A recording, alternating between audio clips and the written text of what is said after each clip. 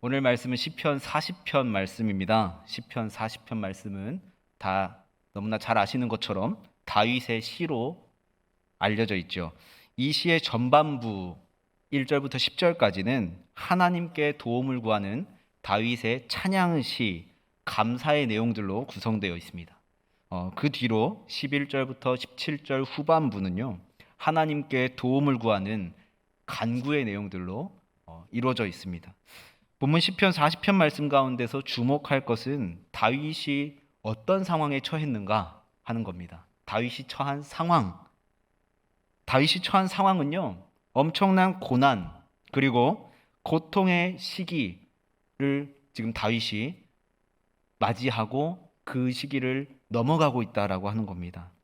그래서 다윗이 이렇게 고백하지 않습니까? 나를 기가 막힐 웅덩이와 수렁에서 끌어올리시고 라고 하는 표현을 사용하면서 하나님께 다윗이 고백하고 있는데, 도대체 다윗이라고 하는 이 사람에게 어떤 고난이 지금 찾아왔길래 다윗이 이런 표현을 하면서 하나님께 자신의 어떤 심정을 고백하고 있는가 하는 부분입니다. 기가 막힐 웅덩이라고 하는 것은요, 깊은 계곡에 회오리 치는 듯한 엄청나게 거센 큰 물살을 의미하거든요. 그리고 수렁이라고 하는 것은 빠져들면 나올 수 없는 정말 깊은 늪지를 의미합니다. 다시 말하자면 이 표현을 다윗이 왜 사용했는가? 인간의 힘으론, 나의 힘으론 도저히 벗어날 수도, 발버둥 쳐도 빠져나올 수 없는 그런 위기 가운데 자신이 지금 그런 상황에 처해 있다라고 하는 겁니다. 이때 다윗이요, 과거를 회상합니다. 그러면서 하나님께서 이 어려움 또 한 번 지나가도록 주님 도와주십시오 라고 고백하며 찬양하고 있는 건데요. 오늘 말씀을 통해서요, 다윗의 삶을 따라가다 보면 다윗의 성경 말씀 가운데 기록된 이 다윗이라고 하는 사람의 어떤 삶을 우리가 계속 따라가다 보면요, 다윗이 어떤 위기의 순간들을 경험하는지 우리는 하나 만나게 되는데, 예를 들면 이런 상황들입니다. 뭐 다 소개할 수는 없지만 몇 가지를 한번 이렇게 살펴보면, 첫 번째는 사울 왕이 다윗을 죽이려 한 사건, 다들 기억하실 겁니다. 이 사울 왕이 다윗을 죽이려고 하니까 다윗이 어디로 도망갑니까? 블레셋이라고 하는 곳으로 도망가는데, 그때에 가드 왕 아기스라고 하는 사람 앞에서 다윗이 미친 척을 합니다. 살아남기 위해서. 이 미친 척이 어떤 미친 척이냐면, 문짝에 막 극적극적 자신의 막 몸을 막 극적극적 거리면서요, 막 미친 사람처럼 막 침을 막 흘리는 상황이에요. 그 미친 척을 하면서 다윗이 죽을 위기를 모면하거든요. 그래서 그 상황을 다윗이 시편 34편을 통해서 노래하며 하나님께 자신의 상황을 고백합니다. 다윗은 하나님께서 자신을 그 상황 가운데서 구원해 주셨던 것을 감사하며 노래했고, 그곳에서 자신과 함께 하신 하나님께 감사와 찬양의 영광을 올려드리는 겁니다. 두 번째 상황은 뭐냐면요, 다윗은 아들이 여러 명 있었는데 그 중에 압살롬이라고 하는 아들의 어떤 반역을 통해서 쿠데타로 인해서 도망자 신세가 되기도 했습니다. 이 다윗이 아들 압살롬을 피해서 도망하면서 쓴 시의 내용이 시편 3편의 내용입니다. 이때도 하나님께서는 다윗과 함께 하셨습니다. 그래서 다윗은 자신과 함께한 그 하나님을 찬양했습니다.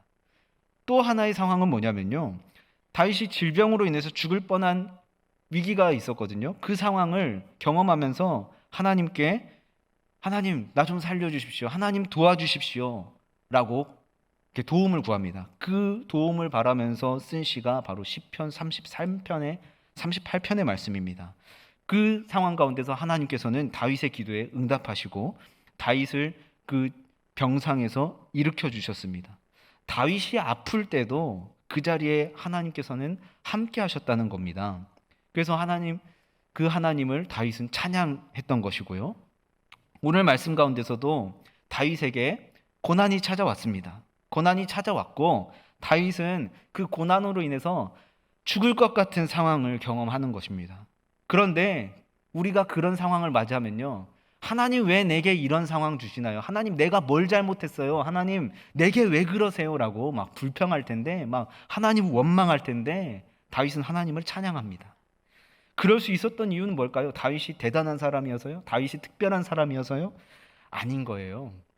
하나님께서 자신과 과거에도 함께 하셨고 자신을 과거에도 구해 주셨듯이 지금도 하나님께서는 나와 함께 하시고 지금도 내가 어떤 상황에 있든지 나를 구해 주실 거라는 확고한 믿음이 있었기 때문에 이런 고백을 할 수 있었던 겁니다. 다윗에게 있어서 하나님은 반석과도 같으신 분이십니다. 시편 40편 2절 말씀, 오늘 저희가 함께 나눈 2절의 말씀 이렇게 기록되어 있죠. 나를 기가 막힌 웅덩이와 수렁에서 끌어올리시고 내 발을 반석 위에 두사 내 걸음을 견고하게 하셨도다. 아멘. 하나님께서는요 우리의 반석 되십니다. 아멘이십니까? 여러분, 반석은요 멀리 있지 않습니다. 우리가 뭐 저 멀리 우주에서 반석을 찾는 거 아니잖아요. 그리고 저 멀리 다른 뭐 아프리카나 아메리카 뭐 유럽 대륙에서 반석을 찾는 거 아니잖아요. 이 반석은요 우리와 함께 하고 있다라고 하는 사실입니다. 우리의 발 밑에 있다라고 하는 사실입니다. 여러분, 바위의 특징이 무엇인지 아십니까? 바위의 특징 뭐가 있을까요?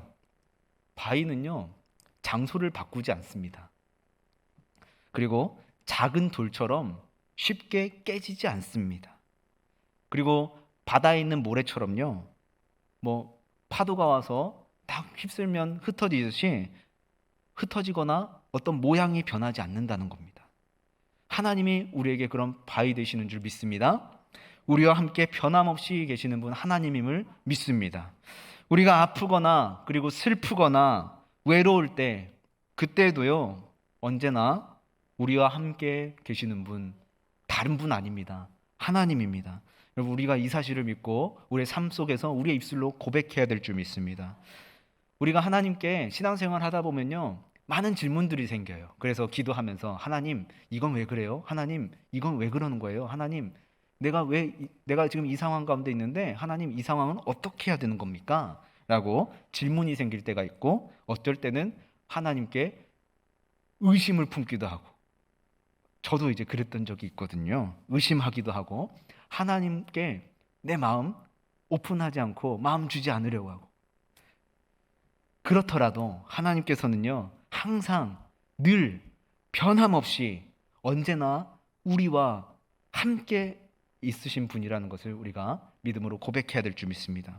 그래서 다윗이 하나님을 찬양하지 않습니까? 다윗이 이런 찬양을 하죠. 여호와는 나의 반석이시요 나의 요새이시요 나를 건지시는 자시요 나의 하나님이시요 내가 그 안에서 피할 바위시요 나의 방패시요 나의 구원의 뿌리시요 나의 산성이시로다. 아멘.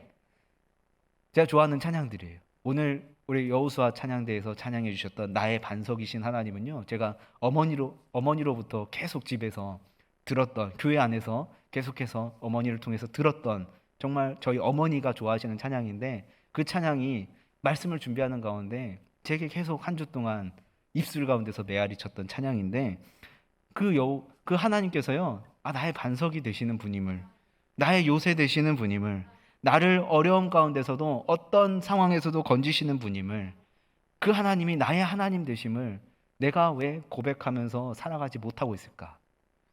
항상 어려움이 닥치면 하나님을 찾게 되는 것 같아요. 어려움이 닥치지 않더라도 하나님을 찾을 수 있어야 되는데 목사인 저도 그렇지 못하는 모습을 보면서 말씀을 준비하면서 하나님 앞에 참 많이 회개했습니다. 하나님 죄송합니다. 하나님 제가 하나님을 찾지 못한 때가 너무나 많았네요. 하나님 내 어떤 도움에 의해서 내 필요에 의해서 내 어떤 어려운 상황 때문에 하나님을 찾았던 적이 더 많은 것 같습니다. 하나님 용서하여 주십시오 라고 회개했는데 여러분들은 저보다 더 훌륭하시니까요 그렇지 않을 거라 생각하고, 그렇지만 저희 삶 속에서 언제나 나의 도움 되시고 나의 요새 되시고 나의 피할 바위 되시고 나의 산성 되시는 하나님을 늘 찾으며 그 하나님께 매달리는 우리 모두가 되기를 간절히 소망합니다. 하나님은 우리의 반석이신데 우리 발밑에 있는 우리 발밑에 늘 항상 단단한 바위들이 있잖아요. 그 바위처럼 산에 올라가면 우리가 산에서 참 많은 정말 튼튼한 바위들을 많이 마주하는데 그 바위처럼 우리와 함께 하시는 분 바로 하나님이십니다. 18세기 계몽주의 시대 때는요. 믿음보다 이성을 중요하게 여기는 그런 사람들이 많이 등장했습니다.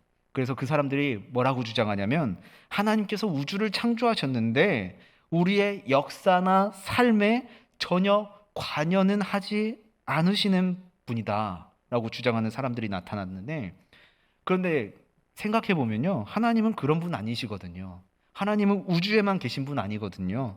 세상을 창조만 하고 뭐 질서만 유지하고 계시는 분 아니시거든요. 하나님은 우리와 함께 웃으시는 분이십니다. 그리고 우리와 함께 울어주시는 분이시고요. 우리가 어려울 때, 우리가 힘들 때 그 하나님의 넓은 두 팔로 우리를 감싸 안아주시는 분이거든요. 하나님은 늘 우리와 함께 계시는 반석과도 같은 분입니다. 이를 증명하기 위해서 우리가 살고 있는 이 땅에 하나님께서 직접 인간의 몸을 입고 오시지 않았습니까? 그분이 누구십니까? 바로 예수 그리스도이시잖아요. 예수님께서 이 땅에 하나님으로 오셔서 하나님께서는 우리와 저 멀리 또 다른 세상에 존재하는 분이 아니다 라는 사실을 증명하셨습니다. 이 땅에 오셔서 어머니 마리아의 뱃속에서 태어났고 또 우리들처럼 삶 속에서 직업을 가지고 일하시잖아요. 목수로서 일을 하셨고 또 제자들을 만나서 제자들과 함께 먹고 마셨습니다. 그리고 공생의 사역하는 가운데 수많은 이적을 베푸셨고 수많은 병자들을 고치셨고 수많은 사람들과 함께 아파하시고 함께 울어주셨습니다. 그리고 십자가에서 피 흘리시면서 죽으셨습니다. 예수님은요, 다른 어느 곳에 동떨어져 계신 분이 아니라 우리와 함께 하시는 임마누엘의 하나님이십니다. 그래서 베드로는 예수님을 살아있는 반석, 살아있는 돌, 리빙 스톤이라고 말합니다. 베드로전서 2장 4절 5절 말씀에 이런 말씀이 있어요. 사람에게는 버림바가 되었으나 하나님께는 택하심을 입은 보배로운 산돌이신 예수께 나아가 너희도 산돌같이 신령한 집으로 세워지고 예수 그리스도로 말미암아 하나님이 기쁘게 받으실 신령한 제사를 드릴 거룩한 제사장이 될지니라. 아멘. 베드로가 예수님을 살아있는 반석이라 표현했습니다. 베드로에게 반석은요, 굉장히 특별한 의미입니다. 예수님께서 베드로에게 이런 말씀하셨거든요. 내가 이 반석 위에 내 교회를 세우겠다라고 말이죠. 사랑하는 성도님들, 우리는요, 바로 반석이신 예수님을 따라서 반석과 같은 교회로서 세상 가운데서 살아가야 합니다. 때로는 다윗처럼 기가 막힐 웅덩이, 그리고 정말 빠져나오면 벗어날 수 없는 수렁에 우리가 빠져서 허우적거릴 수도 있어요. 죽을 것 같은 상황 만날 수 있습니다. 우리가 감당할 수 없는 정말 끔찍한 상황 경험하기도 할 것입니다. 그럴 때요, 우리가 변함없는 반석 되시는 하나님처럼 변함없는 믿음 우리가 소유하며 살아가야 합니다. 미국의 복음주의 목사님 중 한 분이신 존 파이퍼 목사님이라는 분이 계신데요. 이 목사님이 2005년도에 전립선 암 판정을 받으셨는데 그 상황 가운데서요, 책을 한 권 쓰셨습니다. 어떤 책이냐면 당신의 암을 낭비하지 마세요라고 하는 책이거든요. 이 책에서 존 파이퍼 목사님이요, 세 가지를 얘기합니다. 첫 번째는 뭐냐면요, 잘 한번 들어보셨으면 좋겠습니다. 당신이 암을 저주라고 믿고 선물로 받아들이지 않는다면 당신은 당신의 암을 낭비하는 것이다. 두 번째는 당신이 죽음에 관하여 생각하기를 거절한다면 당신은 당신의 암을 낭비하는 것이다. 세 번째, 당신이 소망이 없는 자들처럼 슬픔에 빠진다면 당신은 당신의 암을 낭비하는 것이다. 사랑하는 성도님들, 우리 안에 수많은 어려움들 찾아올 올 겁니다. 그 어려움들, 뭐 고난들, 뭐 슬픔, 아픔들 찾아오더라도요. 우리의 반석 되시는 하나님과 세상 가운데서 함께 걸어 나가실 수 있기를 간절히 소망합니다. 여러분, 우리는 하나님을 버릴지라도 하나님께서는 우리를 절대 버리시지 않으십니다. 항상 우리와 함께 하십니다.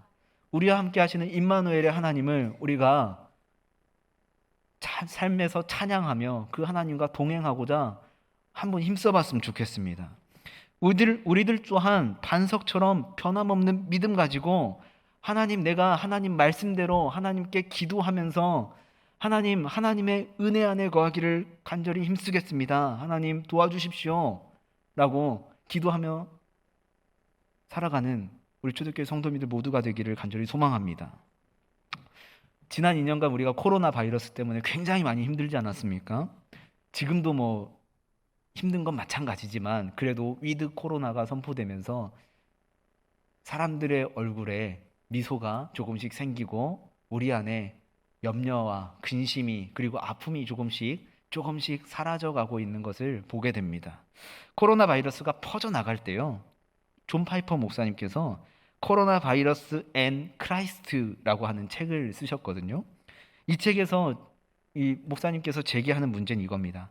코로나 바이러스가 발생한 지금 하나님, 당신은 어디에 계십니까? 라고 하는 문제인데 이 물음이요. 이 물음이 우리들의 물음이고 우리들이 지금 입으로 내뱉고 있는 그런 물음인 거예요. 이 세대를 살아가는 우리들의 질문입니다. 우리 가까운 가족들이 코로나 상황 가운데서 고통당하고 코로나 상황을 맞이하면서 교회 나오고 싶지만 이런저런 생각에 직장에서 막 교회 나가면 막 눈치 주고 막 너 주일날 교회 당신 주일날 교회 갔다 왔죠? 이 한마디가 굉장히 막 마음을 짓누르고 나 교회 가면 안 되는 건가? 라고 생각하시는 분들이 많았다고 해요. 그래서 이런저런 생각에 교회 오기가 망설여지고 또 코로나 상황을 경험하면서 경제적으로 어려운 상황들을 우리가 맞이하면서 2년간 정말 포기하지 않고 버티면서 그렇게 걸어왔습니다. 그런 상황 가운데서요. 하나님께 질문하는 거예요. 많은 사람들이 이런 질문합니다. 하나님 지금 어디 계십니까? 하나님 언제까지 침묵만 하고 계실 거예요? 하나님 정말 살아 계시긴 한 겁니까? 라고 하는 질문을 하는 사람들이요. 참 많이 있었다 합니다. 그런데 지금도 우리는 코로나 상황이지만 언제까지 주저앉아 있을 겁니까? 계속 주저앉아 있을 수 없는 거잖아요. 다시 일어서야 되는데 다시 일어서지 못하고 왜 계속 주저앉으려고만 하십니까? 다시 일어서야 됩니다. 우리의 영성을 다시 회복해서 우리가 다시 하나님 앞에 우리의 믿음 지켜나가면서 우리의 신앙 회복하면서 다시 일어서야 됩니다. 그래서 존 파이퍼 목사님께서는 이 책에서 이런 질문을 하는 사람들을 향해서 이렇게 권면하십니다. 우리가 살든지 죽든지 하나님께서는 우리와 함께 하십니다. 여러분, 코로나 상황 가운데서 정말 여러 가지 상황 때문에 죽겠네 그런 말이 우리의 입을 통해서 자꾸 흘러나와요. 그렇지만 우리가 살든지 죽든지 하나님께서는 우리와 함께 하심을 믿으시길 바랍니다. 우리가 그 하나님 앞에 하나님 내가 살든지 죽든지 하나님 앞에 다시 나아가겠습니다. 하나님 내가 하나님 앞에 내 믿음 지켜나가면서 하나님 앞에 내 영성 다시 회복하겠습니다 라고 고백할 수 있었으면 좋겠습니다. 여러분, 위드 코로나 시대를 우리가 맞이하고 있습니다. 그리고 그렇게 살아가고 있습니다. 이제 코로나로 인한 두려움에서요 벗어납시다. 그래서 우리의 반석 되신 하나님과 함께 이제 앞으로 나아갑시다. 특별히 내일부터 한 주간 있어질 다음 세대와 영성 회복을 위한 특별 새벽 기도회를 통해서 우리가 다시 하나님 말씀 앞에 세워져 가고 다시 우리가 우리 안에 있는 기도의 제단을 다시 세워나가면서 하나님 앞에 기도하며 우리의 꺼져가는 그 영성, 정말 꺼져가는 기도의 불줄기를 다시 태울 수 있었으면 좋겠습니다. 기가 막힐 웅덩이와 수렁에서 나를 살려주시는 하나님께서 어떤 상황에서도 우리와 함께 하신다는 사실을 우리 마음 가운데 새기면서 살아갑시다. 그래서 우리가 그 찬양의 고백처럼 신실하신 하나님, 실수 없으신 하나님, 나의 반석 되어주신 하나님, 그 하나님을 붙들고 나의 생명 다해서 내가 살든지 죽든지 하나님 위해서 살아가겠습니다 라고 결단하는 우리 모두가 되기를 주님의 이름으로 간절히 축복합니다. 함께 기도하시겠습니다.